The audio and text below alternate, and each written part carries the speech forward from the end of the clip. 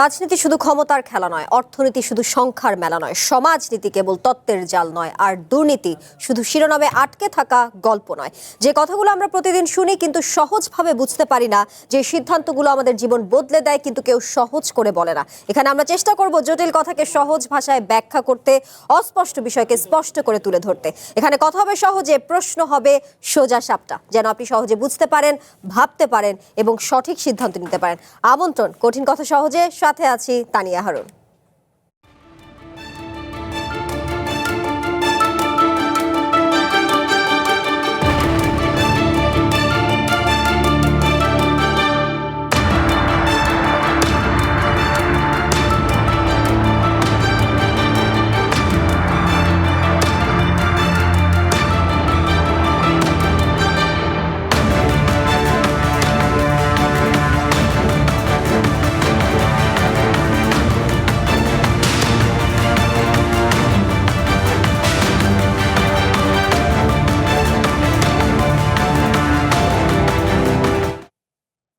বাংলাদেশের মোট জনসংখ্যার অর্ধেকেরও বেশি নারী, কিন্তু ঘরে বাইরে নারীর ক্ষমতায়ন আজও প্রশ্নের মুখে।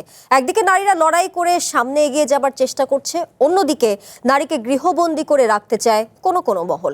ইউএনডিপির হিসাব বলছে যে সব দেশের সংসদে অন্তত 30% নারী রয়েছেন, সেখানে মা ও শিশুর মৃত্যুহার 15% পর্যন্ত কমেছে। এই বার্তা কি পৌঁছেছে আমাদের রাজনীতিবিদদের কাছে? রাজনৈতিক দলের সব স্তরের কমিটিতে 33% নারী প্রতিনিধিত্ব রাখার বিধান থাকলেও বাস্তবে সেই সংখ্যা অনেক কম। আবার কোনো কোনো রাজনৈতিক দল ভোটের মাঠে নারীকে ব্যবহার করলেও দলীয় পদে নারীদের স্থান দেয় না। রাজনৈতিক দলে কিংবা ভোটের নির্বাচনে কেন নারী উপেক্ষিত? ঘরে বাইরে নারীর ক্ষমতায়ন নিয়েই আজকের কঠিন কথা সহজে।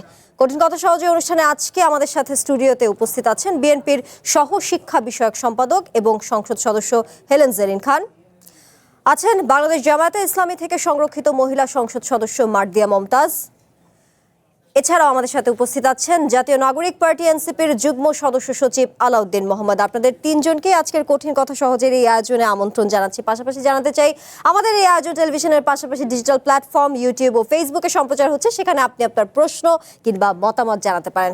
বলছিলাম ঘরে বাইরে নারীর ক্ষমতায়ন নিয়ে, যেটি এখনো প্রশ্নের মুখে। আবার রাজনৈতিক দল কিংবা ভোটের নির্বাচনে কেন নারীরা উপেক্ষিত, সেটি নিয়েও কিন্তু নানা মহলে প্রশ্ন উঠছে। হেলেন জেরিন খান, আপনাকে দিয়ে শুরু করতে চাই। গণপ্রতিনিধিত্ব আদেশ অনুযায়ী 2020 সালের মধ্যে দলের সব স্তরে 33% নারী সদস্য রাখার বাধ্যবাধকতা করা হয়েছে। বাংলাদেশের রাজনৈতিক দলগুলো কি সেই বাধ্যবাধকতা পালন করছে?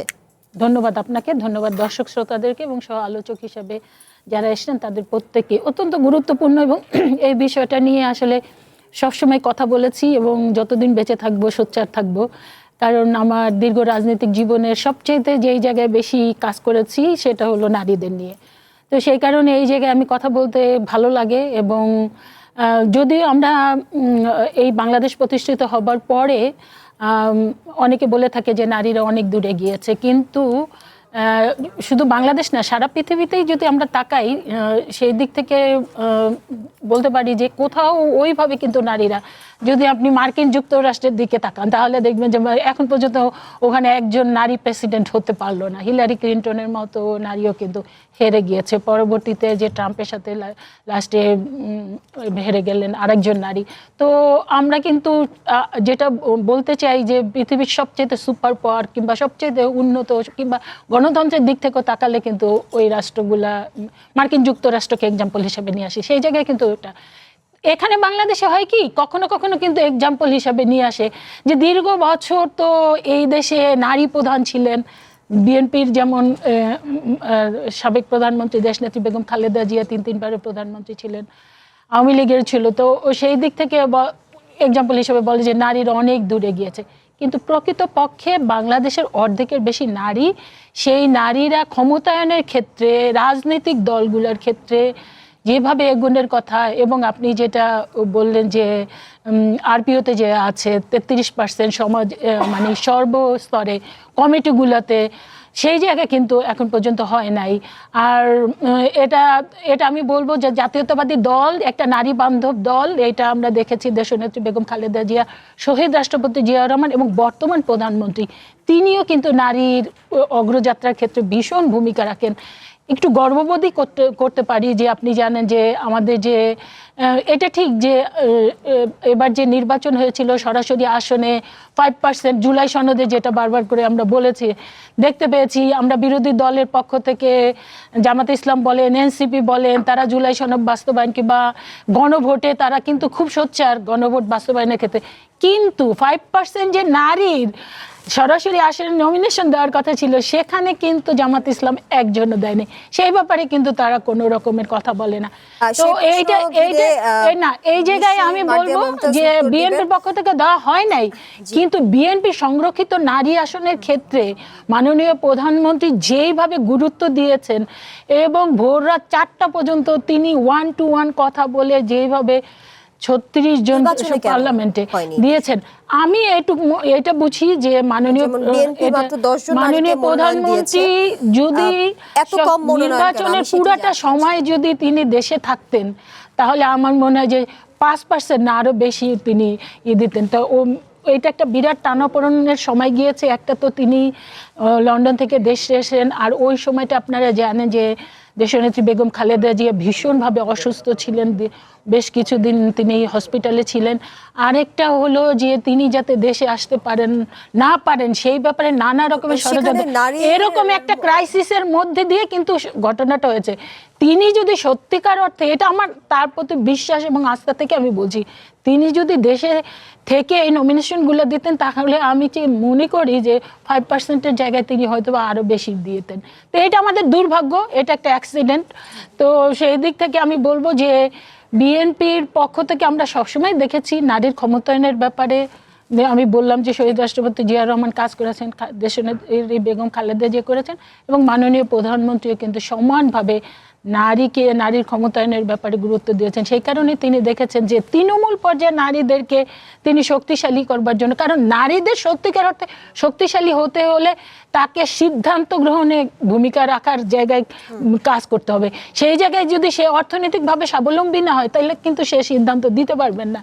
তো এই যে ফ্যামিলি কার্ড দেওয়ার ব্যাপারে ভূমিকা নিয়েছেন, ইশতেহারে নারীর ক্ষমতায়ন নিয়ে যে প্রতিশ্রুতিগুলো দিয়েছিলেন নির্বাচনের পূর্ববর্তী সময়, সেগুলো কি প্রতিশ্রুতিগুলো কি সঠিকভাবে বা পূর্ণাঙ্গভাবে বাস্তবায়ন তো করবেনই। আমি মনে করি এইটা আরো বেড়ে যেতে পারে, আরো বেশি ভূমিকা নিতে পারে মাননীয় প্রধানমন্ত্রীর অ্যাটিটিউড থেকে, তার চিন্তা থেকে। এইটাই কিন্তু আমরা দেখতে পাচ্ছি, কারণ তিনি যেভাবে, এবং এই যে আমরা যে সংরক্ষিত আসনের নারী এমপি হয়েছি, তিনি কিন্তু আমাদেরকে নিয়ে, যেটা অতীত দিনে হয়নি, আমরা আমাদের শপথ গ্রহণে উপস্থিত থেকেছেন, আমাদেরকে নিয়ে তিনি মিটিং করেছেন, এবং তিনি কিন্তু কিভাবে আমরা আমাদের পরিচালনা করব সেই ব্যাপারেও কিন্তু একদম সাজেশন দিয়েছেন। তা আমি মনে করি যে এই সবগুলা প্রত্যেকটা নারীর উন্নয়নে, এবং এটা কিন্তু আমি দেখেছি যে শহীদ রাষ্ট্রপতি জিয়াউর রহমান এবং দেশনেত্রী বেগম খালেদা জিয়া, দেশের অর্ধেকের বেশি নারী, এই নারীদের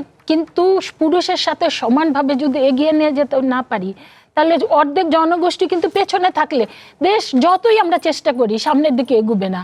সেই কারণে এই জায়গায় কিন্তু সবসময় গুরুত্ব দেওয়া হয়েছে। কিন্তু দুঃখের বিষয় আমি এই জায়গায় একটু উল্লেখ করতে চাই, সেটা হলো যে আমাদের পুরুষতান্ত্রিক সমাজ ব্যবস্থায় আমরা কিন্তু এই জায়গায় 2026 সালে এসে পুরুষতান্ত্রিক সমাজ ব্যবস্থা হোঁচট খেলেও, মানে নারীরা যেখানে সর্বত্র এগিয়ে, আমরা এসএসসি এইচএসসি সব ফলাফল সর্বত্র এগিয়ে আপনি বলতে পারেন না, এই কারণে যে হ্যাঁ এইটা হয়েছে। এখানে একটু উল্লেখ করতে চাই যে দেশনেত্রী বেগম খালেদা জিয়া যেটা করেছিলেন এই যে ম্যাট্রিক এবং ইন্টারমিডিয়েট পর্যন্ত তিনি যে অবৈতনিক শিক্ষা ব্যবস্থা এবং উপবৃত্তি চালু করবার কারণে তিনি কিন্তু যেটা হয়েছে ইন্টারমিডিয়েট পর্যন্ত আপনি দেখবেন ছেলের চাইতে মেয়েরা কিন্তু অনেক শুরু করে সব জায়গায় দেখেছি নারীরা পুরুষদের থেকে অনেকটা এগিয়ে। এটা কি তাই? এটা জরিপও তাই বলে, কিন্তু ক্ষমতায়ন রাজনীতি, কিন্তু আপনাদের এক সাংবাদিক মহলে আমি বলি, আমরা বিশেষ করে কিন্তু মনে করি যেটা যে এই যে মিডিয়া জগতে নারীরা মনে হয় খুব এগিয়ে, কিন্তু আপনাদেরই একজন সিনিয়র আর্টিস্টের সাথে আমার কথা হলো, সে কিন্তু আমাকে ভিন্ন চিত্র বলেছে না আপা, আপনি যেমন দেখেন আমাদের কিন্তু দেখা যায় হ্যাঁ স্টার্টিংয়ে অনেক নারী পাবেন, কিন্তু যখনই দেখা যায় যে নারীরা বুঝে ফেলেছে, তারা যোগ্য জায়গায় যাওয়ার মতো ক্যাপাবিলিটি হয়েছে, আপনি সিনিয়র পর্যায়ে কিন্তু খুব বেশি নারীকে দেখতে পাবেন না। এর অর্থ কি? এর দেখা যায় যে ওই জায়গাটায় কিন্তু এখনো পুরুষতান্ত্রিক সমাজ ব্যবস্থায় ওই জায়গায় যখনই দেখা যায় আমাদের এখানেও কিন্তু সিনিয়র পর্যায়ে নারী আছে। আছে, জি অবশ্যই আছে। আমি সেজন্যই বলছি যে আসলে ব্যাপারটা আপনাদের ইসে থেকেই আমাকে বলা হলো, এবং কদিন আগে আমি দেখলাম যে আরেকজন একটু সাংঘর্ষিক, কারণ হচ্ছে আরেকজন সিনিয়র সাংবাদিকের সাথে কথা হলো, নারী সাংবাদিক, সেও কিন্তু বলছিল যে এই প্রথম সে একটা মানে বিগ পোস্ট পেয়েছে। উনি এই চ্যানেলের কেউ না নিশ্চয়ই, কারণ আমাদের এখানে আসলে নারীদের অগ্রাধিকার দেওয়া হয় সব সময়, এটা নিয়ে আসলে কোনো সন্দেহ নাই। আমি তো খুবই গর্ববোধ করছি চ্যানেল ওয়ান এই ব্যাপারে।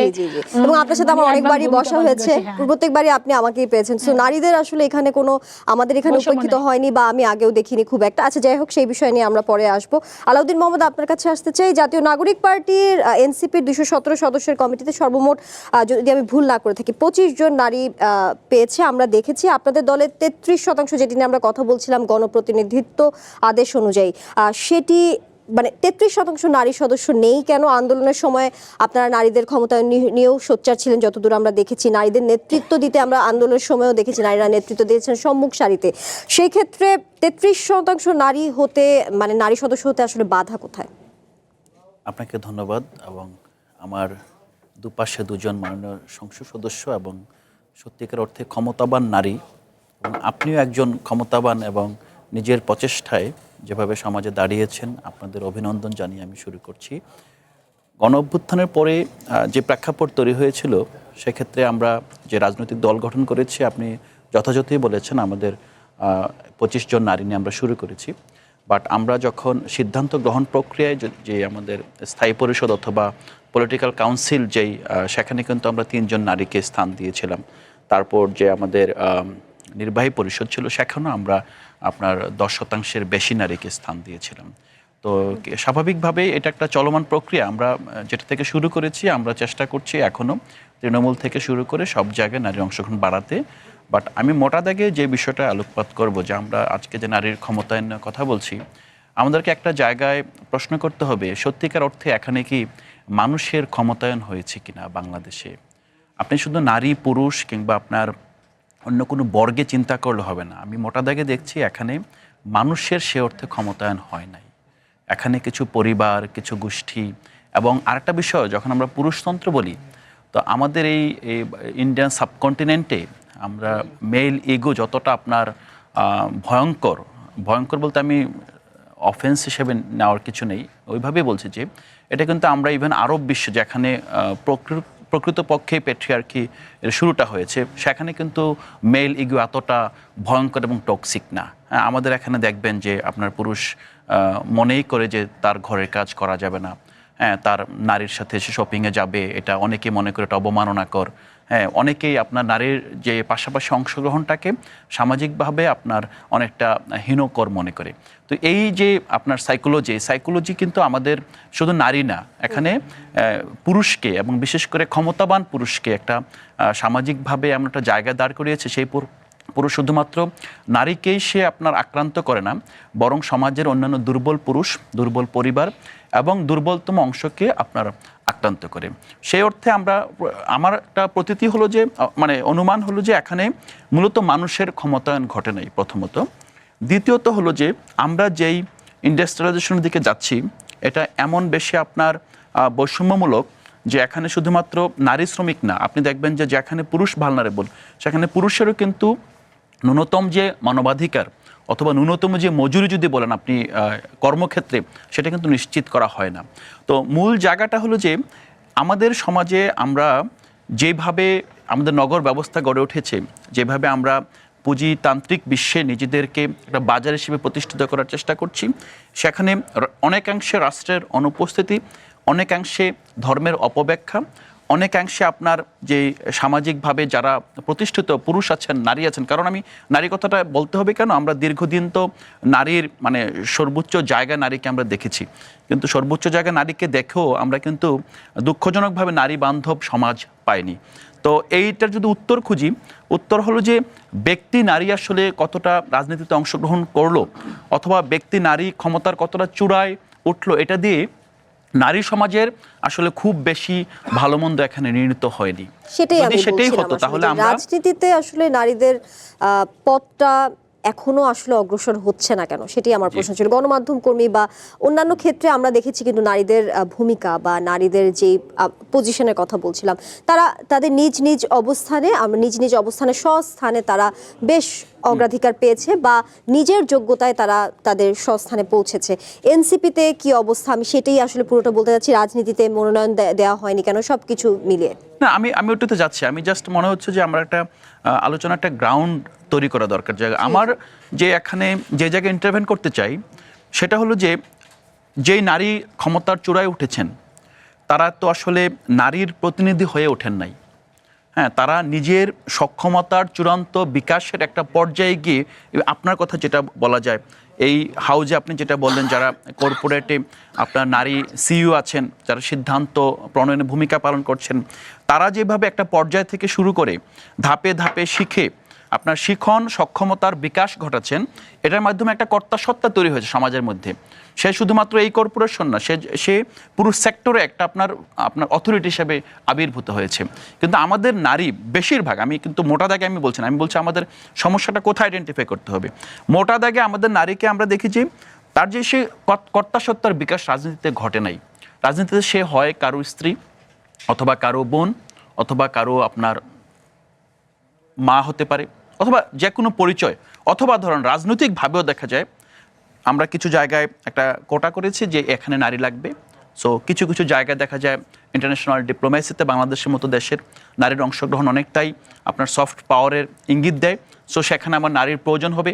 কিন্তু নারীকে অনিবার্য করে তোলা, যে সেই নারী যে আমার দলে অনিবার্য, তাকে ছাড়াই সিদ্ধান্তটা হবে না, সেও আপনার সিদ্ধান্ত গ্রহণ প্রক্রিয়ায় আপনার তার পুরুষ কাউন্টার পার্টের মতো সমান গুরুত্বপূর্ণ, সেই জায়গায় কিন্তু আমরা আসলে রাজনীতিতে অন্তত নারীকে খুব বেশি দেখতে পাচ্ছি না।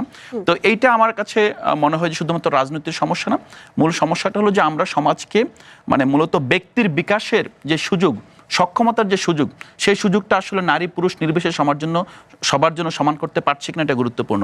তো আমি যদি এখন ফাইনালি বলি যে রাজনীতির নারী এবং আপনার অন্যান্য সেক্টরের নারী, দুটার মধ্যে আসলে আমরা কোন জায়গায় তফাৎ টানবো, আপনি যে টপিকটা আজকে সিলেক্ট করেছেন, এখানে কিন্তু মূলত আপনি এটাকে রাজনীতিতে নারীর যে ক্ষমতায়ন, সেই জায়গাটাকে আপনি সামনে তুলে ধরেছেন। আমার কাছে যে বিষয়টা মনে হয়, যেই পরিবার বাংলাদেশে সামহাও বুঝতে পেরেছেন যে তার সন্তানকে নারী পুরুষ নির্বিশেষে সক্ষম করে তুলতে হবে, এই পৃথিবীতে বসবাস এবং এই পৃথিবীতে নিজের সিদ্ধান্ত নেওয়া, নিজের মতো করে একটা মর্যাদাকর জীবন যাপনের জন্য উপযুক্ত করে তুলতে হবে, সেই পরিবারে কিন্তু নারী শিশু বিকশিত হয়েছে, সমানভাবে পুরুষ শিশু বিকশিত হয়েছে। এভাবে যদি আপনি দেখেন তাহলে আমাদের সংকটটা কোথায়? সংকট হলো যেই পরিবার ব্যবস্থায় আমরা সমাজে বিরাজ করছি, সেই পরিবারের মধ্যে যেই পরিবার এই সেন্সটা পায় নাই, সেই পরিবার তার নারীকেও আসলে বিকশিত করতে পারে নাই, পুরুষকেও বিকশিত করতে পারে নাই। এবং বেশিরভাগ ক্ষেত্রে আপনি দেখেন তাই অবস্থা হয়েছে। আমাদের এখানে 50 মিলিয়নের বেশি এখনো নিরক্ষর। এটা তো আসলে এই জায়গা থেকে আপনি শুধুমাত্র নারীকে ক্ষমতায়িত করবেন আর নারীকে আপনি কর্পোরেটে পাঠাবেন, আর এখানে প্রায় 4 মিলিয়নের নারী যে আপনার বেশি গার্মেন্টসে কাজ করছে, তো তাদের ক্ষমতায়নের কথা বলেন। আমাদের একটা শুভঙ্করের ফাঁকিটা বুঝতে হবে। আমরা যখন আপনার বাসাবাড়ির গৃহস্থালীর কর্মী থেকে নারীকে আপনার ইন্ডাস্ট্রিয়াল কর্মী হিসেবে বিবেচনা করতে শুরু করলাম, তখন সবাই বলেছে যে বাংলাদেশে নারীর ক্ষমতায়ন হচ্ছে। আনফর্চুনেটলি সেই নারী সেই যে ইন্ডাস্ট্রিতে তার যে এজেন্সি হিসাবে আবির্ভূত না হওয়ার কারণে তার স্যালারি বাড়ে নাই, না বাড়ার কারণে তার যে ন্যূনতম সাবসিস্টেন্স, যে একটা ওয়েজ পাওয়ার দরকার ছিল, যেটা তার একটা বিকাশের সুযোগ, তার সন্তান লালন পালন করা, একটা সুন্দর জীবন, এটা কিন্তু হয় না। হওয়ার কারণে যেই নারীরা বাংলাদেশে গার্মেন্ট সেক্টরে গিয়েছে, আনফর্চুনেটলি তারা সমাজ থেকে বিচ্ছিন্ন হয়ে গিয়েছে এবং তারা একটা জায়গায় দুষ্টচক্রে আবদ্ধ হয়ে গিয়েছে। আমরা দেখি কি, একজন কৃষকের সন্তান ইউনিভার্সিটিতে টিচার হয়েছে, হ্যাঁ, একজন আপনার ইউনিভার্সিটি টিচারের সন্তান দেশের গণ্ডি ছাড়িয়ে বাইরে গিয়ে বিকশিত হয়েছে। কিন্তু গার্মেন্টস ওয়ার্কারদের মধ্যে দেখেন যে সেই পল্লী থেকে কয়টা আপনার পরের জেনারেশন বের হয়ে আসতে পেরেছে। তো আমার এখানে যেই জায়গাটা আমি বলবো যে আমরা সমাজকে যাতে উৎপাদন বান্ধব এবং মানুষের সক্ষমতা বান্ধব করে তুলতে পারি কিনা, সেই দিকে নজর দিতে হবে। তাহলে আমার মনে হয় সমাজে শুধুমাত্র নারী না, নারী পুরুষ নির্বিশেষে প্রতিটি শিশু তার বিকাশের সুযোগ লাভ করবে এবং তারা একই সাথে রাজনীতিতে এবং একই সাথে অন্যান্য সেক্টরে নিজের কর্তাসত্তা নিয়ে আবির্ভূত হতে পারবে। আলাউদ্দিন মোহাম্মদ, আপনাকে ধন্যবাদ। আরেকটু আপনার কাছে জানতে চাই যে যখন আর কি আপনাদের দল থেকে এনসিপির 2জন কর্মী বা আরো কয়েকজন কর্মী মনে হয় দল থেকে চলে গিয়েছিলেন, নারীদের কথা বলছি, তাসনিম যারা একজন আছেন, আরেকজন আছেন তাজনুভা জেবিন, ওনাদের কথা বলছি। ওনাদের সাথে যখন আমি আপনার অন্য সহকর্মীদের সাথে আমি কথা বলছিলাম, তখন তারা বলেছিলেন তাদের সাথে হয়তো কথাবার্তা চলবে, তারা যেন ফিরে আসে, এই ধরনের কথাবার্তা চলছিল। ওটার এখন কি আপডেট? প্রথমত আমাদের যেই জুলাই পরবর্তীতে যে রাজনীতির ময়দান, সেই ময়দানে এনসিপি কোনো একক শক্তি নয়। এখানে এনসিপির পাশাপাশি জুলাইয়েরই আর অনেকগুলো শক্তি, অনেকগুলো আপনার ফ্রাঞ্চাইজি এখানে আসছে। তো এই জায়গায় আমি আমাদের যেই নারী সহকর্মীরা, সহযোদ্ধারা, তারা এনসিপি প্ল্যাটফর্ম ছেড়ে অন্য কোনো প্ল্যাটফর্মে গিয়েছে, সংগঠিত হওয়ার চেষ্টা করছে। আমি মনে করছি না যে তারা এনসিপিতে ফিরে আসতে হবে। এনসিপির দরজা তাদের জন্য আপনাদের খোলা। সহকর্মীরাই বলছিলেন না, আমাদের পয়েন্টটা দেখেন যে আমার চাওয়াটা কি। আমার সেই যে সহযোদ্ধা তাজনুভা জাবিন, তিনি এখন সামাজিকভাবে আছেন কিনা, তিনি রাজনীতি করছেন কিনা, এবং উত্তর হলো যে ইয়েস, তিনি রাজনীতি করছেন, তিনি প্ল্যাটফর্ম দাঁড় করাচ্ছেন, তিনি এনসিপির চেয়ে আরও বড় জায়গা, মানে নিজেই একটা প্ল্যাটফর্ম, অল্টারনেটিভ একটা প্ল্যাটফর্মের আপনার পিছনে কাজ করছেন। তাসনিম জারার ক্ষেত্রে সেম, তিনিও কিন্তু সামাজিকভাবে আপনার কাজ করে যাচ্ছেন। আমাদের পয়েন্টটা হলো যে তাকে এনসিপি করতে হবে তা না, আপনার যেই চিন্তা, আপনার যেই দর্শন, সেটা অনুযায়ী আপনার যেখানে ভালো লাগে সেখানে করেন। কিন্তু অভ্যুত্থানের যে নারীরা বের হয়ে আসছে, সেই নারী ঘরে চলে যাবে, সেই জায়গায় আমার কনসার্ন আছে। কিন্তু সেই নারী যদি একটা প্ল্যাটফর্ম না করে অন্যটা প্ল্যাটফর্মে যায়, আমি তাকে স্বাগত জানাই, এবং আমি বলবোই না যে তাকে এই প্ল্যাটফর্মে। অবশ্যই মার্দিয়া মমতাজ, জামায়াতের কেন্দ্রীয় কমিটিতে নারী প্রতিনিধি কতজন? জামায়াতের আসলে রাজনীতিতে নারীর ক্ষমতায়নের এই মুহূর্তে অবস্থা কি, সব মিলিয়ে জানতে চাই আপনার কাছে। আপনাকে ধন্যবাদ। যারা শুনছেন সবাইকে আসসালামু আলাইকুম। জামাতের রাজনীতিটা বাংলাদেশের প্রচলিত রাজনীতির চাইতে একটু ভিন্ন, এবং যেহেতু এখানকার এটি একটি ইসলামী দল, এখানে যারা আসেন তারা ধার্মিকতার একটা প্রতিযোগিতা ভেতরে থাকে, এবং এ কারণে নারী শাখাটিকে সবসময় ভিজিবল মানে দেখা যায় না। এবং মজার ব্যাপার হচ্ছে এই দেখা না যাওয়ার পেছনে অনেকগুলো কারণ আছে। একটা হচ্ছে তারা পর্দানসীন, এটা একটা সত্যি কথা। আর একটা ব্যাপার হচ্ছে কখনো কিন্তু তাদেরকে দেখতে চাওয়াও হয় নাই।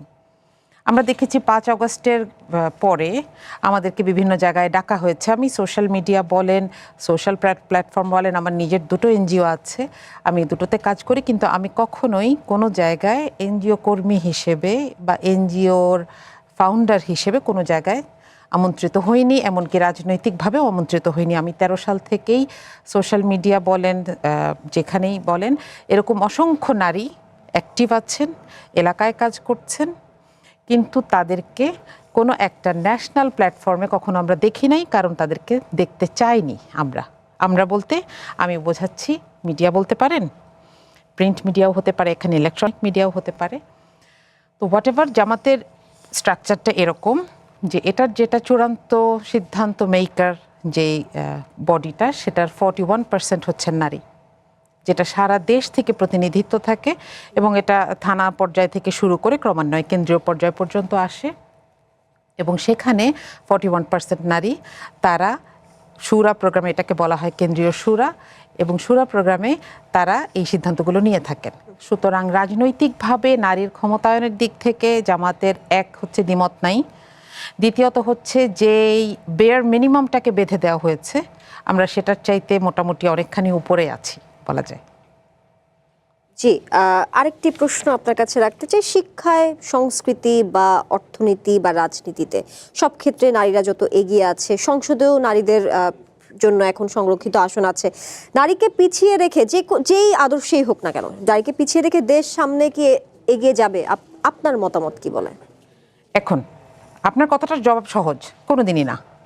এটা বেগম রোকেয়া 100 বছর আগে বলে গেছেন, তাই না? যে একটা সাইকেলের একটা চাকা বড় আর একটা চাকা ছোট, এটাতে কোনো ব্যালেন্স থাকে না, এটা কাজ করে না। এখন বিষয় হচ্ছে যে এই যে যেটা ভাই খুব সুন্দর বলছিলেন, যে আমরা ক্ষমতায়নের ডেফিনেশনটা কার থেকে নেব।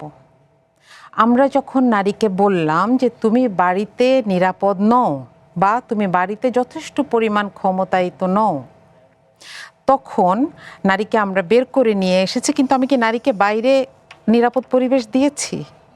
আমি আজকে আপনার সাথে এই যে বসে আছি, আজকে এখানে বসে আজকের পরিস্থিতিটা যদি আমি বলি, গত 100 দিনে, এটা টিআইবির রিপোর্ট 9 জুন প্রকাশিত, যে গত 100 দিনে 200 জন ধর্ষিতা হয়েছেন। এটা শুধু রিপোর্টেড কেস। এবং বাংলাদেশে আমরা 12ই ফেব্রুয়ারি নির্বাচনের আগে পরে 200+ নারী নির্যাতনের ঘটনা হয়েছে। আজ পর্যন্ত এই ব্যাপারে নির্বাচন কমিশনে লিখিত অভিযোগ দেওয়া সত্ত্বেও আজ পর্যন্ত এই ব্যাপারে আমি কাউকে দুঃখ প্রকাশ করতে দেখি নাই, না নির্বাচন কমিশন, না যে দলের পক্ষ থেকে এই কাজটা করা হয়েছে তার হাইকমান্ড।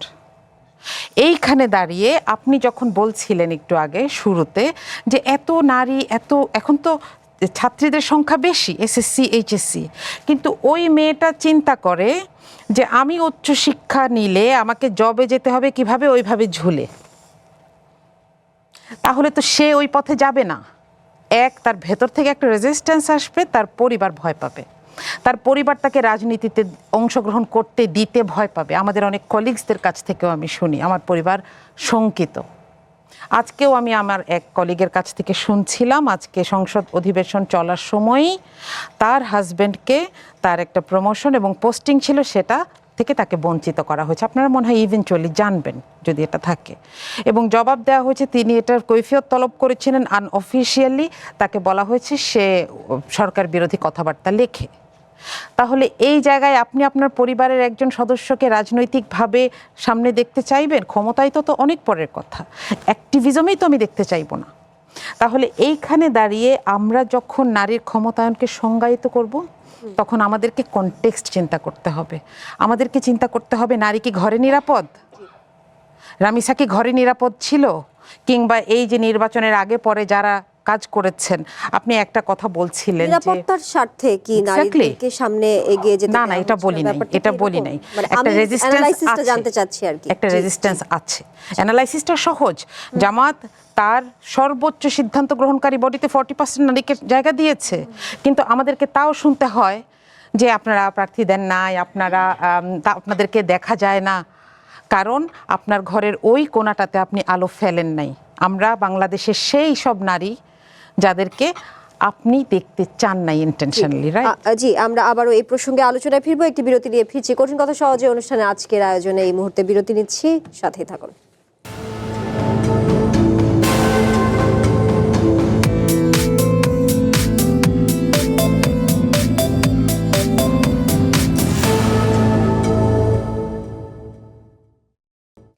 আবারও স্বাগত কঠিন কথা সহজে অনুষ্ঠানে। হেলেন জেরিন খান, দেশ এগিয়ে যাচ্ছে, নারীরাও সেই সাথে এগোচ্ছে। সরাসরি নির্বাচনে নারীর মনোনয়ন কমিয়ে সংরক্ষিত আসনে বৃদ্ধি, এতে করে নারীর সম্মান কিংবা গুরুত্ব কি বাড়ছে নাকি কমছে? প্রথমত যে জায়গাটায় আসতে চাই সেটা হলো যে কোনো কোনো জায়গায় এগিয়েছে, এটা একটা কন্ট্রাডিকশন। হ্যাঁ, এগিয়েছে না পিছিয়েছে? যেহেতু আজকে রাজনীতিতে নারীর ক্ষমতায়নের বিষয়টা নিয়ে এসছেন, সেই জায়গায় তো আমি মনে করি পিছিয়েছে। কারণ আমরা অতীত দিনে দেখেছি যে সরাসরি নির্বাচনের ক্ষেত্রে হতো কি, আমাদের বড় যে দুটো দল ছিল, এক দলে যদি 15 জন দিত, অন্য দল দেখা যেত 16 জন দিত, মানে একটা কম্পিটিশন থাকতো। এবার যেটা হয়েছে, আমাদের বিরোধী দল যেহেতু একজনও দেয় নাই, সেই ক্ষেত্রে দেখা গিয়েছে যে আমাদের দলও কিন্তু রিল্যাক্স ছিল, এবং সেই কারণেই পার্লামেন্টে ইতিহাসের সবচেয়ে কম নারী প্রতিনিধিত্ব সরাসরি আসনের, যেটা কিন্তু আমরা পার্লামেন্টে দেখতে পেলাম। সেই দিক থেকে আপনি যদি প্রশ্ন করেন তাহলে আমরা পিছিয়েছি, আমরা কিন্তু এটা প্রত্যাশা করি না। দ্বিতীয়ত, জামাত ইসলামের পক্ষ থেকে যেটা বলা হয়েছিল নির্বাচনের আগে, আমি জানি না ওই জায়গা থেকে ওনারা সরে এসছেন কিনা, সেটা তো খুব ভয়ঙ্কর একটা বিষয় বলেছেন। সেটা হলো কর্মজীবী নারীদেরকে যেইভাবে বলেছে বাজে, ওই তুলনাটা আমি এখানে বলতে চাই না, কারণ ওই ধরনের শব্দতে আমি ইউজড না। তো যে কর্মজীবী নারীদেরকে একটা বাজে মন্তব্য, যে ওই জায়গার নারীদের সাথে তুলনা, মানে কর্মজীবী নারী মানে তারা বাজে হয়ে যাবে, বাজে নারীদের সাথে তুলনা করা হয়েছে। এটা যদি করা হয়, এই চিন্তা যদি বিরোধী দলের মতো দল যদি এইরকম চিন্তা পোষণ করে, তাহলে তো দেশ পিছাবে।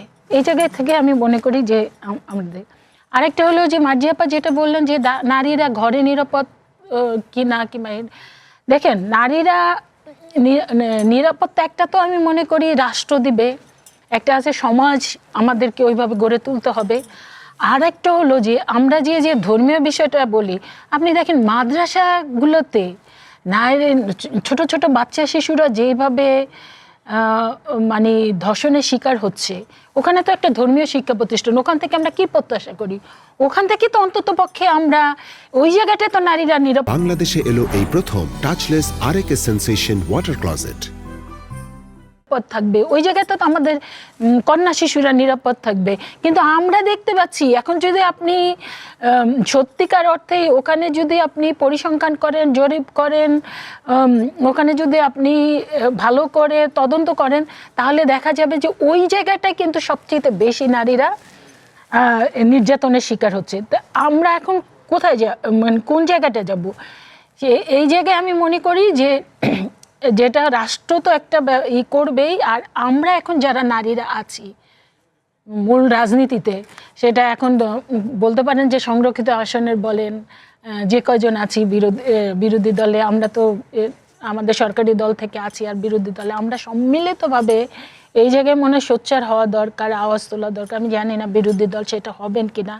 সেটা হলো যে এই যে নির্যাতনে এই জায়গায় সবাই যদি সম্মিলিতভাবে। বাংলাদেশে এলো এই প্রথম টাচলেস আরএকে সেন্সেশন ওয়াটার ক্লোজেট। কাজ করি, মাদ্রাসা বলেন, স্কুল বলেন আর বিশ্ববিদ্যালয় বলেন, কোনো জায়গায় কিন্তু এটা দিনে দিনে বাড়বে। এই জায়গায় আমার মনে হয় যে কাজ করা দরকার। আর নারীদের যেটা বলতে চাই যে সামগ্রিকভাবে যদি নারীদের ক্ষমতায়ন করতে চাই, নারীদেরকে আর সামনের দিকে এগিয়ে নিয়ে যেতে চাই, সেই জায়গায় তো কর্মপরিকল্পনা আছে সরকারের পক্ষ থেকে। সেটা আমি মনে করি এই জায়গায় তো সেই কর্মপরিকল্পনা অনুযায়ী যদি আমরা কাজ করি তাহলে সামনে এগিয়ে যাওয়া দরকার। আর একটা হলো যে এনসিপির ব্যাপারে, এনসিপি তো একটা মধ্যপন্থী রাজনৈতিক দল হিসাবে আমরা তাদেরকে দেখতে চাই এবং মডার্ন মধ্যপন্থী বলতে চাই। সেই জায়গায় এনসিপির জায়গায় কিন্তু আমি একটু হতাশ। এই কারণে ধরেন গণ অভ্যুত্থানের সময় যেইভাবে পুরুষের সাথে সাথে কিংবা ছাত্রর সাথে সাথে ছাত্রীরা যেভাবে ভূমিকা পালন করেছে, কিন্তু সেই ছাত্রীরা কোথায়? তারা তো এখন তাদেরকে আমরা দেখতে পাচ্ছি না। এটা কিন্তু আমি ভীষণভাবে হতাশ হচ্ছি, কারণ আমি একজন ছাত্র রাজনীতি থেকে উঠে আসা। আমি এই জায়গায় দীর্ঘ বছর যাবত স্ট্রাগল করছি এবং ছাত্র রাজনীতি থেকে জাতীয় রাজনীতি পর্যন্ত নারীরা আরো বেশি ভূমিকা থাকুক, নারীরা আরো বেশি মূল্যায়িত হোক, এই ব্যাপারে আমি সবসময় সোচ্চার। কিন্তু এনসিপি প্রথমত যে সেই নারীদের আমরা দেখতে পাচ্ছি না। বাংলাদেশে এলো এই প্রথম টাচলেস আরএকে সেন্সেশন ওয়াটার ক্লোজেট। দ্বিতীয়ত যে যারা ছিল তারাও কিন্তু মুখ ফিরিয়ে নিয়েছে, যেখানে আপনি নিয়ে আসছেন তাসমিন যারা কিংবা তাসমিনা জাবিন এবং শারমিন। নিশ্চয়ই আলাউদ্দিন মোহাম্মদ আপনার কাছে আবারও এই প্রশ্নটি করব। আপনার কাছে আমি আরেকটা কথা বলতে চাই, আমি কিছুটা হতাশ, তবে পাশাপাশি আমি বলতে চাই ম্যাট্রিক, ইন্টারমিডিয়েট এবং বর্তমান প্রধানমন্ত্রী বলেছেন ডিগ্রি পর্যন্ত অবৈতনিক শিক্ষা ব্যবস্থা চালু করবেন। ডিগ্রি পর্যন্ত যদি চালু করেন তাহলে এই যে ইন্টারমিডিয়েটের পরে যে ঝরে যাচ্ছে এইটা আর হবে না। বিএনপির স্থায়ী কমিটির সদস্য ডক্টর মঈন খান বলেছেন, বাংলাদেশের অর্থনৈতিক ও সামাজিক অগ্রগতিতে নারীদের গুরুত্বপূর্ণ অবদান রয়েছে, তাই সিদ্ধান্ত গ্রহণের গুরুত্বপূর্ণ সামাজিক অগ্রগতিতে পর্যায়গুলোতেও তাদের অংশগ্রহণ আরও বাড়ানো প্রয়োজন। দেশে নারীর অধিকার নিশ্চিত করা এখনো সম্ভব হয়নি, এমনটা তিনি বলেছেন। এই অধিকার প্রতিষ্ঠা করতে হলে রাজনীতিতে নারীর ক্ষমতা বাড়ানো জরুরি, এমনটাও তিনি উল্লেখ করেছেন। এই যে আপনি কর্মপরিকল্পনা নিয়েও কথা বলছিলেন, সেই জায়গায় কিভাবে উন্নতি ঘটানো সম্ভব, বা আপনাদের দলের নীতি নির্ধারণী পর্যায়ে কি এই বিষয়ে আলোচনা চলছে?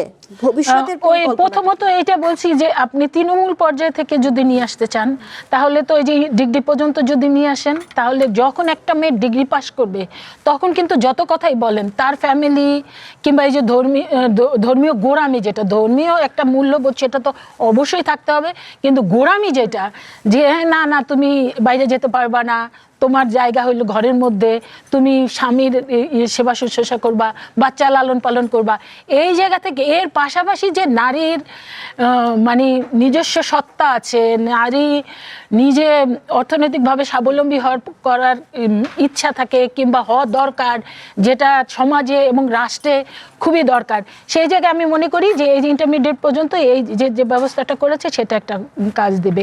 আর একটা হলো যে নারীর ক্ষমতায়নের ব্যাপারে যেটা হয়েছে, যে জুলাই সনদে যেটা 5%, এটা আগামীতে বাধ্যতামূলক, এটা করতেই হবে।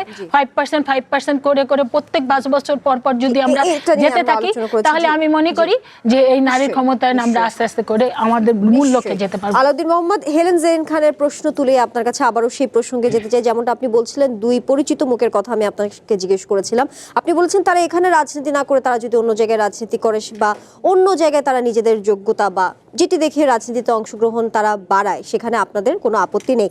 সেক্ষেত্রে জামায়াতে ইসলামের নেতৃত্বাধীন জোটের সঙ্গে এনসিপির আসন নিয়ে সমঝোতার প্রেক্ষাপটে সেই সময় যখন তারা দলটি ছেড়েছিলেন, দলটির নারী সদস্যদের ক্ষুব্ধ প্রতিক্রিয়া তখন দেখা গিয়েছিল। পরিচিত মুখ সম্মুখ সারির কেউ কেউ এনসিপি থেকে পদত্যাগ করেছেন বা কেন করেছেন সেটি নিয়ে নানা আলোচনা ছিল, নানা বিতর্ক ছিল। একটু জানতে চাই, যেহেতু আপনারা নতুন রাজনৈতিক দল, সেখানে নারীর ক্ষমতায়ন নিয়ে বা এই যে জোট প্রসঙ্গে আসলে মূল দ্বন্দ্বটা কোথায় ছিল? সেই হেলেন জেরিন খানও যেমনটা আপনাকে দ্বন্দ্বের প্রশ্ন জায়গায় করেছেন যাওয়ার সেটি আগে আমি ঘিরেই একটা বলছি।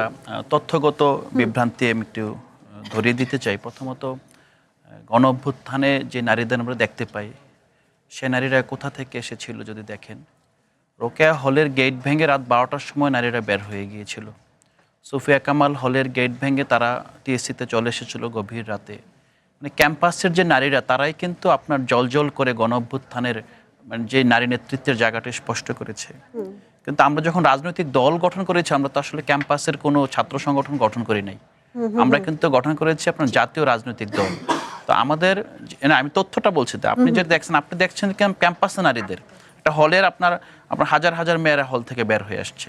তারা তো শিক্ষা জীবনে আছে, তারা এখনই কেন রাজনীতিতে আসবে? আমাদের সাথে রাজনীতিতে যারা এসেছেন, আপনি যদি আপনার ডাক্তার তাজনুভা জাবিন, সে ওয়াজ এ প্র্যাকটিশনার্স ডক্টর, মিডিয়া ব্যক্তিত্ব ছিলেন। আমাদের সাথে সামান্তা শারমিন, তিনি অনেক আগে পড়াশোনা শেষ করেছেন। মনিরা শারমিন, তিনি ব্যাংকার ছিলেন। নাহিদা সরোয়ার নিবা, তিনি ছিলেন আপনার আইসিডিআরবিতে আপনার কাজ করছিলেন। এরকম করে আপনি যদি যত দেখেন, আমাদের তো কোনো কারেন্ট স্টুডেন্ট আমাদের দলে নাই। আমাদের দলে তো যারা কর্মজীবনে প্রবেশ করছেন তারা। এখন আমরা কি ধরেন যে 25 জনের কথা বলেন, 25 জন কিন্তু কর্মজীবী নারী। 25 জনের মধ্যে কিন্তু একজনই শিক্ষার্থী নাই। মানে যদি আপনি নুসরাতের কথা বলেন, নুসরাত আমাদের মধ্যে সর্বকনিষ্ঠ গণঅভ্যুত্থানে আপনার শীর্ষ সমন্বয়কদের একজন। নুসরাত কিন্তু তার একটা পলিটিক্যাল ট্র্যাক আছে, কিন্তু অন্য যাদেরকে কথা বলেন তারা কিন্তু গণঅভ্যুত্থান তাদের সে দেয়ালটা ভেঙে দিয়েছে। তারা সাধারণ আপনার কর্মজীবী নারী থেকে, প্রফেশনালস থেকে তারা রাজনীতিতে চলে এসেছে। এই বিষয়টি পরিষ্কার, এই বিষয়টা এটা বলবো যে বারবার যখন এই প্রশ্নটা করি, যেমন এই জিনিসটা বলো অভ্যুত্থান নারীরা গেল কোথায়, এটার মাধ্যমে কি করা হয় যে নারী যারা ইভেন এটা সিনারিও তো নাই, তারাও, মানুষ তো আসলে এত কিছু চিন্তা করে না, কিন্তু নারীরা আছে, ছাত্র সংগঠনে নারীরা আছে, যুব সংগঠনে আছে। কিন্তু আপনি ধরেন টপ বডিতে আপনার শুরুতে নারী আসবে কিভাবে? আমরা যেই বয়সে যে নারী আমাদের নেতৃত্ব দিচ্ছে, সেই বয়সে তো আপুদের যে ছাত্র সংগঠনের মেয়েরা নেতৃত্ব দিচ্ছে, তাই তো আপু? মানে ব্যাপারটা কিন্তু আমাদের একটা ইমব্যালেন্স তৈরি হচ্ছে। সো এই মানে যেভাবে এই প্যারালাল যেই কম্প্যারিজনটা টানছে, আমার মনে হয় এটা এখানে একটা বিভ্রান্তি আছে। দ্বিতীয়ত হলো যেই নারীর কথা বললেন যে যারা চলে গিয়েছেন, দ্বন্দ্বটা নিয়ে খুব তারা স্বাভাবিকভাবে সেই সময় ক্ষুব্ধ প্রতিক্রিয়ায় নানা বিষয় নিয়ে আলোচনা করেছে। জামাত ইসলামী নেতৃত্বাধীন জোটের সঙ্গে সমঝোতা নিয়েও তারা নানা প্রশ্ন তুলেছিলেন। সেই বিষয়ে আসলে দ্বন্দ্বটা মূলত কোথায় ছিল সেটাই জানতে চাই। দ্বন্দ্বটা হলো আপনি মার্দি আপুকে যে প্রশ্নটা করেছেন, জি হ্যাঁ, যে আপনার নারীরা কোথায়, উনি বলেন 41% নারী আছেন। মানে দ্বন্দ্বটা তো মূলত তাদের সাথে যাওয়ার কারণে তো হয়েছে। এখন হ্যাঁ, তাদের সাথে আমরা জোট করার কারণে হয়েছে। এখন তাদের যে প্রশ্নটা আপনি শতভাগ করছেন, তো জোট করার কারণে এখানে প্রশ্ন তো আমাদের ঘাড়ে আসবে, এটা আমরা মেনে নিয়ে জোট করেছি। কিন্তু প্রশ্ন হলো যে আমরা যে জোট করেছি, এটা রাজনৈতিক সিদ্ধান্ত কিনা, গণতান্ত্রিক সিদ্ধান্ত কিনা। যদি কালেকটিভ সিদ্ধান্ত হয়, সিদ্ধান্ত হওয়ার পর আমার পছন্দ না হলে সামান্তা শারমিনের মতো আমি কিন্তু দলের থেকে প্রতিবাদ করতে পারি। কিন্তু দলে না থেকে আমি ধরেন আমার সিদ্ধান্ত অথবা আমার ভালো লাগলো না, যেটা অনেকেই বলে যে আমার আসলে বর্ডার লাইন অতিক্রম করেছি, আর চেয়ে বেশি নিতে পারবো না, উই ডু রেসপেক্ট, যে ঠিক আছে। কারণ সবার তো সংবেদনশীলতার মাত্রা একরকম না। ধরেন হ্যাঁ, কারো অনেক বেশি সংবেদনশীল, কেউ আছে যে ঠিক আছে আমি এটা মেনে নিলাম, যেমন সামান্তা শারমিন মেনে নিয়েছে, নিভা মেনে নিয়েছে মানে তারা কিন্তু এমন না যে সিদ্ধান্ত মেনে নিয়েছে, সিদ্ধান্ত তাদের ভালো লাগে নাই, তারা দলের মধ্য থেকে বারবার এটা বলে যাচ্ছেন, এবং তাদের কিন্তু দলের ভিতরে ফ্যান ফলোয়ার আছেন, তারাও কিন্তু তার সিদ্ধান্তকে, যে তিনি যে কথা বলছেন, কোথাও বাধার সম্মুখীন হচ্ছে না। আমাদের সবচেয়ে বড় বিষয়টা দেখেন, এই নির্বাচনের প্রায় 3 মাস পার হয়ে গেল, তারপরও যে নির্বাচনের সময় আমরা যে সিদ্ধান্তটা নিয়েছিলাম, সিদ্ধান্তের পর যারাই আপনার যে কোনো কারণে দল থেকে পদত্যাগ করেছেন, তারা এখন যদি আবার রিভিজিট করেন, তারা দেখবেন যে সেই সময়ে গণতান্ত্রিক সিদ্ধান্তকে সামহাও স্বাগত জানিয়ে তারা যদি দলের মধ্যে একটা অবস্থান তৈরি করতেন, তাহলে কিন্তু আমাদের যে নারী নেতৃত্বের কথা বলেন, কিংবা আমরা প্রোগ্রেসিভ যে নেতৃত্বের, এই বলটা কিন্তু আরো শক্তিশালী হতো। আমাদের একটা বড় সংকট আছে গণতন্ত্রের, যেটা পশ্চিমবঙ্গ ঘটেছে, বাংলাদেশেও এখন ঘটছে, অন্য দেশে ঘটে। আমরা যখন বামপন্থা, ডানপন্থা অথবা লিবারাল এবং কনজারভেটিভ এটাকে যখন বর্গ হিসেবে ভাগ করি তখন আমরা ধরেই নিই যে সব কনজারভেটিভ এক বর্গে গিয়ে জমা হবে আর বাকি সবাই আপনার একটা লিবারাল হয়ে যাবে। তখন এটার মাধ্যমে কি হয়, মূলত আমি কিন্তু কনজারভেটিভ শক্তিটাকে মানে একটা কর্নার করে ফেলি এবং তাদের উত্থানটা আমরা ঠেকাতে পারি না। আমাদের বর্তমান অবস্থায় এনসিপির মধ্যে যদি বলেন যে যেটা আপনারা বলছেন এবং আমি কিছু ক্ষেত্রে আমি বলি, ধরেন যে কিছু ডানপন্থার দিকে ঝোঁক আছে। কেন ঝোঁক আছে? কারণ যারা লিবারাল তার গণতান্ত্রিক সিদ্ধান্ত অথবা তারা গণতন্ত্রে কন্ট্রিবিউট করতে গিয়ে সামহাও তাদের পারসেপশনের কারণে অথবা তাদের সীমাবদ্ধতার কারণে তারা মনে করছে যে না, আমার সিদ্ধান্ত, আমার মতামত এখানে গ্রহণযোগ্য না হলে এই সিদ্ধান্তের সাথে আমি নাই। তো এই জিনিসটা একটা প্র্যাকটিসের বিষয়। মার্দিয়া মমতাজ, জুলাই সনদে নির্বাচনে 5% নারীর মনোনয়নের কথা বলা হয়েছে, যেটা আগামীতে নিশ্চয়ই সেটি করা হবে বলে বলছিলেন হেলেন জেরিন খানও। আপনারা জুলাই সনদ বাস্তবায়নের কথা বলছেন কিন্তু অথচ নারীর মনোনয়ন দিচ্ছে না, তাহলে এটা কি জামায়াতের স্ববিরোধিতা নয় কিনা, কি বলবেন? আচ্ছা, আমি শুরুটা করি একটু অন্য বিষয়টা দিয়ে, যেহেতু ধর্ষণের কথাটিতে আপা একটা তথ্য বলছিলেন। যে কোনো ধর্ষণ একটি হলেও সেটিকে শাস্তির আওতায় আনতে হবে এবং সেটি মিডিয়ায় খুব হাইলাইট না হলেও সেটিকে একই রকম গুরুত্ব দিতে হবে, এটা আমরা বিশ্বাস করি। এবং ধর্ষণ যেখানেই হয়ে থাকুক সেটারই বিচার হতে হবে। আজকেই ডেইলি স্টারের একটা রিপোর্টে আসছে তারা 680টি কেস নিয়ে যাচাই করেছেন, তার মধ্যে মাত্র 28টি মানে 4.1% হচ্ছে মাদ্রাসায় ঘটেছে। এবং বড় 2টা পার্সেন্টেজ কিসের জানেন? 186 জন হয়েছেন ভুক্তভোগীর বাড়িতে এবং 179 জন হয়েছেন যিনি অভিযুক্ত তার বাড়িতে। এখন একটাও ইম্পর্টেন্ট আমি বলছি, কিন্তু আমরা যখন সিনারিওটা একটু উপর থেকে দেখব তখন আমাদের জন্য আইনকে নির্দেশনা দেওয়া সহজ হবে। আমরা তো এখন আইন প্রণেতা, তাহলে আমাদের দায়িত্বটা পালন আমাদের জন্য সহজ হবে। আপনি যে প্রশ্নটা বলছিলেন, 11 দলীয় জোট থেকে তো 3 জন নারীকে নির্বাচন করার শুধু মনোনয়নই দেওয়া হয় নাই, তাদেরকে এলাকা পক্ষ থেকে জামাতের সর্বতভাবে, আপনি সোশ্যাল মিডিয়া খুললেই দেখবেন, সহযোগিতা করা হয়েছে। এখন এখানে একটা মজার কথা বলি আপনাকে। আপনি যদি সাভার এলাকায় ঢাকা 20-এ দিলশানা পারুলের কথা যা দেখেন, তিনি প্রবাসী বাঙালি, তিনি এসে নির্বাচন করলেন এবং সেই জায়গায় যিনি জামাতের মনোনীত প্রার্থী ছিলেন, জামাত তো আসলে প্রায় বছরখানেক আগ থেকেই প্রস্তুতি নিচ্ছে প্রতিটা এলাকায় 300 সিটেই, যিনি ছিলেন তিনি সসম্মানে সেই জায়গাটি ছেড়ে দিলেন এবং আপার পাশাপাশি তিনি আপার জন্য কাজ করেছেন। এইখানে কিন্তু আমরা দেখেছি আপাকে প্রচণ্ড রকম বুলিড হতে হয়েছে আপার ব্যাকগ্রাউন্ডের কারণে। তিনি কেন জামাতের সাথে জোট করলেন, সেখানে কিন্তু নারী পুরুষ বাছাই করা হয় নাই। সুতরাং আমি যেটা আবার বলছি, একটু আগে আবার বলেছি, যে এই যে নারীকে আমরা দেখছি সে স্বাধীনভাবে একটা সিদ্ধান্ত নিচ্ছে, সেইটাকে বুলি করা হচ্ছে রাজনৈতিকভাবে। আমি সোশ্যাল মিডিয়ার কথা বাদই দিলাম, সোশ্যাল মিডিয়া আমি অফ করলে নাই, কিন্তু তাকে অসম্মান করা হচ্ছে। সেই জায়গায় আমার একজন নারী, আপনি যাদের কথা বলছিলেন, ভাইও যাদের কথা বলছিলেন, হ্যাঁ তারা সরাসরি এখনো আসে নাই। জানেন, এদেরকে দেখলে আমার একটা কথা মনে হয়, আমরা নেপোলিয়নের ব্যাপারে একটা কথা বলি না, ভিনি ভিডি ভিসি, এলেন, দেখলেন, জয় করলেন, 4 নাম্বারটা হবে এবং চলে গেলেন। কারণ আমাদের নারীরা চিন্তা করেছে যে না, এই জায়গাটা আমার জন্য না। আগামীতে ভোটের নির্বাচনে আপনাদের দল কি মনোনয়ন দেবে নারীদেরকে? জুলাই সনদ বাস্তবায়ন হওয়া মাত্র এর সিগনেটরি হিসেবে প্রত্যেকটি দল, তাদের উপর এটা একটা বাধ্যবাধকতা এবং আমি মনে করি জামাত এর চাইতে বেশি এখানে রিয়্যাক্ট করতে বা অ্যাক্ট করতে সক্ষম। জি, আমরা আবারও আলোচনায় ফিরবো, একটি বিরতি নিয়ে ফিরছি। কঠিন কথা সহজে অনুষ্ঠানের এই পর্যায়ে আবারও বিরতি নিচ্ছি, সঙ্গে থাকুন।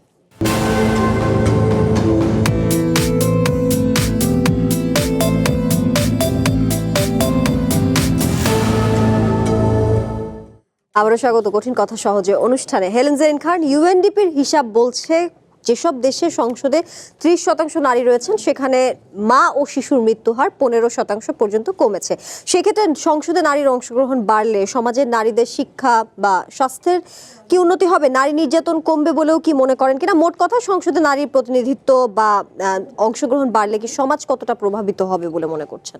খুবই প্রভাবিত হবে। দেখেন, সত্যি কথা বলতে আমি যেটা মনে করি, আল্লাহ তো পুরুষ এবং নারী আলাদা আলাদা করেই সৃষ্টি করেছেন। যত কথাই বলি, একজন নারী আরেকজন নারীকে যেভাবে ফিল করবে, যেভাবে বুঝবে, যেভাবে মানে তার সমস্যাগুলো দেখতে পারবে, পুরুষ কিন্তু সেভাবে দেখতে পারবে না। এই জন্য একজন নারী যখন এসে আর একজন নারীর কাছে বলে, সে কখনো কখনো কিন্তু কেঁদে ফেলেই করে। পুরুষ অনেক সময় বুঝতেই পারেন না, যখন ওই সময় গিয়ে বুঝতে পারেন যখন তার সন্তান, তার মেয়ে যখন মানে ওই ধরনের কোনো সিচুয়েশনই হয় কিংবা তার কাছ থেকে শোনে, তখন সেই করে। এই জন্য আমি মনে করি যে নারী যত বেশি ক্ষমতায়ন হবে, নারীরা তত বেশি এগিয়ে যাবে। হ্যাঁ, এই জন্য নারীদের বেশি বেশি করে ক্ষমতায়িত করতে হবে। তো এই জায়গা তো আমি মনে করি যে ইউএনডিপি যথার্থই বলেছেন যে নারীর এই জায়গায় যত বেশি ক্ষমতায়িত হবে, এটা আমি মনে করি যে এই জায়গাগুলোতে চিন্তা করা দরকার আছে। তো এখন এই জায়গায় কিন্তু আমাদের বেশ কিছু সমস্যা আমরা দেখতে পাই। যেমন ধরেন এখানে কয়েকটা বেশি আলোচিত হয়েছে। একটা জায়গায় যেটা বলতে চাই সেটা হলো যে জামাত ইসলামের পক্ষ থেকে নির্বাচনের আগে একটা বিষয় বলেছিল, এটাও কিন্তু একটু আতঙ্কিত হবার ব্যাপার। সেটা হলো 8 ঘন্টা কর্ম জায়গায় 5 ঘন্টা কর্মের কথা বলেছিল। আমি আমার জীবনে কোনো জায়গায় কোনো একটা ব্যক্তি নারীর মুখে আমি কোনো দিন শুনি নাই যে আমার কর্মঘণ্টা কমিয়ে দিতে হবে। কারণ কর্মঘণ্টা কমিয়ে দিতে হলে তাকে কিন্তু ছোট করা হলো, সে দুর্বল, এটা পরিচিত হলো। বরঞ্চ আমি শুনেছি, বরঞ্চ আমরা সবসময় করেছি, আন্দোলন করেছি, সংগ্রাম করেছি কিংবা বলার চেষ্টা করেছি যে একজন নারী কর্মজীবী নারী, সে কর্ম পরিচালনা করবার পরে যখন ঘরে ফিরে যায়, সে ঠিক ঘরের মধ্যে একইভাবে দেখা যায় তার স্বামীর জন্য রান্না করতে হচ্ছে, তার বাচ্চার লালন পালন। কর্মঘণ্টা কমালে কি মনে হয় যে সেই জায়গায় মেয়েদের ন্যায় হবে না, এরকম কি মনে হয়? হ্যাঁ, বরঞ্চ ওই নারীরা সবসময় বলে থাকে আমি যেমন ঘরে যেয়ে কাজ করি ঠিক একইভাবে পুরুষ আমাকে সমানভাবে কাজ করবে। এই আওয়াজ কিন্তু নারীর পক্ষ থেকে বলা হয়। কোনোদিন কর্মঘণ্টা কমানো হবে, এই জায়গায় আমি মনে করি এই যে নারীদেরকে যে দুর্বল করে দেখা, ছোট করে দেখা, হালকা করে দেখা, এবং সর্বশেষ এইটার প্রভাব গিয়ে পড়বে যখন 5 ঘন্টায় যদি নিয়ে আসে, সেই জায়গায় কিন্তু দেখা যাবে যে এই যে প্রতিষ্ঠানগুলা তারা কিন্তু লস দিয়ে কখনোই এই মানে নারীকে ওই 5 ঘন্টার জায়গায় তারা চাকরিটা দিবে না। তো এই জায়গায় কিন্তু আমি মনে করি জামাত ইসলামের মার্জিয়া পায়খানে আছে, এই জায়গায় তাদের মানে সংগঠনের ভিতরে থেকেই আওয়াজ তুলতে হবে, এটা কখনো করা যাবে না। বরঞ্চ আপনারা বলেন যে পুরুষরা যেন সমানভাবে মানে ঘরে গিয়ে নারীকে সহযোগিতা করে, নারী যেভাবে কাজ করে ঠিক একইভাবে যেন পুরুষও কাজ করে। দ্বিতীয় হলো যেটা জরিপ নিয়ে আসছে ইসলামের কথা বলে, ধরেন অন্যান্য প্রতিষ্ঠান আমি কোনোদিন মার্জিয়াপার সাথে একই সুর মিলিয়ে বলতে চাই, একটা মেয়েও কিংবা একজন নারীও ধর্ষিত হোক, একটা ছোট শিশুকন্যা ধর্ষিত হোক, সেটা গ্রহণযোগ্য হতে পারে না। এর বিরুদ্ধে আমরা সোচ্চার থাকবো, এর বিরুদ্ধে প্রতিরোধ গড়ে তুলবো। সেটা আমি সরকারি দল হলেও আমি এটা, কিন্তু এই জায়গায় আমি বলতে চাই যে ধরেন মাদ্রাসার এক্সাম্পলটা আমি কেন আনলাম, মাদ্রাসায় কেন দেওয়া হয়? এখানে ইসলামী শিক্ষা দেওয়ার জন্য। আমরা সব কিছু থেকে আমরা মানে ভালো এক্সাম্পল নিয়ে আসি কোথায়? আমাদের ধর্মীয় প্রতিষ্ঠান থেকে কিংবা ধর্মীয় জায়গা থেকে। সেই জায়গায় যদি কন্যা শিশুরা কিংবা নারীরা ধর্ষিত হয়, সেইটা কিন্তু আমি মনে করি আমাদের ন্যাশনালি কিংবা জাতিগতভাবে আমরা একটা ভয়ঙ্কর জায়গায় আমরা মানে যাচ্ছি কিংবা করছি। এই জায়গায় আমি একজন সরকারের ক্ষুদ্র কর্মী হিসেবে আমি বলতে চাই যে সরকারের পক্ষ থেকে এই জায়গাগুলা খুব বেশি গুরুত্ব দেওয়া দরকার। নিশ্চয়ই আমরাও সেই প্রত্যাশা করি। আলাউদ্দিন মোহাম্মদ, আগামীতে আপনাদের দলে কি 33% নারী সদস্য দেখতে পাবো বা কিংবা যথেষ্ট সংখ্যক নারীদের মনোনয়ন? হ্যাঁ, আমরা এইবার যে 125 জন মনোনয়ন দিয়েছিলাম সেখানে আমাদের 23 জন ছিল, খুব সম্ভবত 17% ছিল। তো আমরা যদি আগামীতে সত্যিকার অর্থে ভালো নির্বাচন অংশগ্রহণ করতে পারি তাহলে এর চেয়ে বেশি যাবে। বাট আমি শেষে একটা বিষয় বলি যে আমাদের বর্তমান যে বাস্তবতায় কিন্তু মানে সমাজে কেউ নিরাপদ না, এবং নারী যেহেতু সামহাও ভালনারেবল, তার আপনার কোপিং যে স্ট্র্যাটেজি অথবা খাপ খাইয়ে নেওয়ার সক্ষমতা পুরুষের চেয়ে বেশি, বাট বাইরের যে দুনিয়া সেখানে আর একটু কম। সেক্ষেত্রে কিন্তু নারী আক্রান্ত হচ্ছে বেশি। সো আমার মনে হচ্ছে যে আমরা যে আইনের শাসনের সাথে নারীর ক্ষমতায়ন মিলিয়ে দেখতে হবে। তারপর আমাদের যে আরবানাইজেশন, আমাদের যে সামগ্রিক ডেভেলপমেন্ট, সেই জায়গায় কিন্তু আসলে প্রতিটা মানুষ এখানে নিষ্পেষিত। এখানে নারী তাহলে বেশি নিষ্পেষিত হবে, এটা খুবই স্বাভাবিক বাস্তবতা। তো আমার যেটা মনে হচ্ছে যে এখানে নারী পুরুষ নির্বিশেষে নাগরিক বান্ধব একটা সমাজ তৈরি করা খুবই গুরুত্বপূর্ণ। আর রাজনীতিতে নারীর অংশগ্রহণ নিয়ে আমার লাস্ট টেক হলো যে আপনি রাজনীতিতে নারীর উত্থানটা কিভাবে হয় সেটা দেখতে হবে। আমার দুই পাশে যে দুজন নারী, তারা কিন্তু ধরেন আপনার সেই যে পোড় খাওয়া, আপনার রৌদ্রে বৃষ্টিতে মাফিয়াদের সাথে যুদ্ধ করে ভোটে জিতে আসতে হয় নাই। তারা যদি ভোটে যেতে আসতে হয়, সেই অবস্থায় আমরা বেশিরভাগ ক্ষেত্রে দেখি তারা স্বকীয়তাটা হারিয়ে যায়। তারা সেই মাফিয়াদের সাথে যুদ্ধ করতে করতে একটা সময়, যেটা আমরা আগে দেখেছি, বড় রাজনৈতিক যে নারীরা তারাও কিন্তু মাফিয়া হয়ে গিয়েছিল। তার মানে হলো যে আপনি যেই রাজনৈতিক দুর্বৃত্তায়ন, এটা বন্ধ করবেন না, আপনি স্ট্রাকচারালি বড় পরিবর্তন করবেন না, নারীর উত্থানের জায়গাটা টক্সিক রাখবেন, মাফিয়া বেষ্টিত রাখবেন, তারপর আশা করবেন সেই নারী ক্ষমতায়িত হয়ে সে অন্য নারীর আপনার প্রতি দরদ নিয়ে তাকাবে। সেটা তো ঘটে নাই অতীতে। মূল জায়গাটা আমাদের রাজনীতির যে দুর্বৃত্তায়িত যে রাজনৈতিক ব্যবস্থা এবং অর্থনির্ভর, কালো টাকা নির্ভর, পেশি শক্তি নির্ভর যে ভোটের ব্যবস্থা, এই জায়গা থেকে বের হয়ে আসতে হবে। শুধু নারী না, কিন্তু আমরা কিন্তু যারা এনসিপির যে পলিটিক্স করতে আসছি, মোস্ট অফ দ্যাম আমরা জেন্টলম্যান, আমরা কিন্তু সেই পোড় খায় পলিটিশিয়ান না। আমাদেরও কিন্তু এই একই সংকট, এই ব্যবস্থার মধ্যে কিন্তু আমরা নির্বাচনে গিয়ে সেই শক্তি প্রয়োগ করে জিতে আসতে পারবো না। সো আপনি যদি সত্যি কথা নারী রিপ্রেজেন্টেশন চান, তো নির্বাচনী ব্যবস্থা থেকে শুরু করে পুরোপুরি রাজনৈতিক সংস্কার করতে হবে। জি, মার্দিয়া মমতাজ, আপনারা কখনো জামাতের শীর্ষ নেতৃত্বের কাছে নারীর ক্ষমতায়নের দাবি জানিয়েছেন বা নারীদের শীর্ষ নেতৃত্বের কোনো দাবি জানিয়েছেন, কিংবা দলীয় পদ বা নির্বাচনে মনোনয়নের কোনো দাবি জানিয়েছেন কিনা শীর্ষ নেতৃত্বের কাছে? আচ্ছা, আমি আপনার ইউএনডিপির ওইটার সূত্র ধরেই একটু বলি। ইউএনডিপির রিসার্চটা মূলত স্থানীয় পর্যায়ের রাজনীতি নিয়ে করা, ন্যাশনাল লিডারশিপ নিয়ে না। ন্যাশনাল লিডারশিপের সিনারিওটা হচ্ছে, এটা ওই থিওরি থেকে বাইরে, থিওরিটিক্যাল, যে নারী যখন ক্ষমতায়িত হন তখন শিশু ভালো থাকে, সমাজ ভালো থাকে। কিন্তু ন্যাশনাল রাজনীতিতে আমরা দেখেছি আমাদের সিনেমার মিষ্টি মেয়ে কবরীয় রাজনীতিতে এসে প্রচণ্ড কর্কশভাষী হয়ে যেতে হয়েছে। শেখ হাসিনা যেই সময়ে একটা পরিবারের পুরুষটিকে গুম করার আদেশ দিয়ে এসেছেন, তখন সেই মুহূর্তে সেই পরিবারের মাটির স্ত্রীর, সেই ভদ্রলোকের স্ত্রীর মাথায় হাত দিয়ে বলেছেন আমরা ব্যবস্থা করব। সুতরাং রাজনীতিতে আসলে রানী কিভাবে রিপ্রেজেন্ট করবে এটা ডিপেন্ড করে কনটেক্সটের উপরে। আপনি যে প্রশ্নটা করলেন, এটার জবাবটা হচ্ছে আমাদের এটা করতে কখনো আমার প্রয়োজন বোধ হয় নাই, কারণ আমরা সব সময় দেখেছি বিভিন্ন প্রয়োজনে, এবং আপনি দেখেন যেহেতু সব জায়গাতে রিপ্রেজেন্টেশন থাকে পার্সেন্টেজ অনুযায়ী, এটা একদম থানা পর্যায় থেকে, সুতরাং আমাদেরকে এটা কখনো চেয়ে নিতে হয় নাই, এটা স্পন্টেইনাস এবং এটা সিস্টেমেই আছে। এটা ঠিক গঠনতন্ত্রতে যেভাবে আছে, যেটাকে আমরা সংবিধানকে যেটা বলি, সেটা ফিল্ডেও প্র্যাকটিক্যালি আছে। তো এটা আমাকে কখনো চেয়ে নিতে হয়নি, বরং আমরা প্রেশার ফিল করি যে হয়তো বিভিন্ন জায়গায় অ্যাট এ টাইম দায়িত্ব পালন করতে হয়। আমি প্রকৌশলী হওয়ার কারণে আমি প্রকৌশলী ফোরামেও কাজ করেছি, শিক্ষক হওয়ার কারণে শিক্ষক ফোরামে কাজ করেছি, এবং নির্বাচনের আগে পলিসি ফোরামে কাজ করেছি। তো এটার কারণে আসলে আমাকে কখনো ওইটা লেফট আউট নিজেকে ফিল হয় নাই।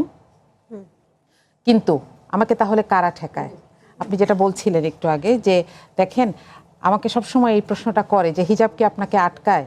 কিন্তু আমাকে হিজাব আটকায় না, কিন্তু আমার হিজাব দেখে অনেকে আমাকে আটকায়। এটা হচ্ছে জবাব। জি, নিশ্চয়ই আমাদের আসলে নারীর ক্ষমতায়ন নিশ্চিত করার সমাজ, জনগণ কিংবা আমাদের সকলের প্রত্যাশা, কারণ আমরা পিছিয়ে থাকতে চাই না। আপনাদের তিনজনকেই ধন্যবাদ আজকে আমাদেরকে এসে সময় দেওয়ার জন্য। লাস্ট একটা বিষয় একটু বলতে চাই, বলা যাবে? জি, আমাদের সময় স্বল্পতা আছে, নিশ্চয়ই আলোচনা চলমান থাকবে, আরো অন্য একদিন হয়তো আমরা সেই আলোচনায় ফিরবো। আজকের মতো এখানে শেষ করছি। আমরা চেষ্টা করেছি কি জটিল বিষয়গুলোকে সহজ করে বলতে, কারণ সুশাসন, সুব্যবস্থা, গণতন্ত্র টিকে থাকে প্রশ্নে, আর পরিবর্তন আসে বোঝাবার। সময় এখন আপনার ভাববার, প্রশ্ন করার। কাল আবারও দেখা হবে। শুভরাত্রি।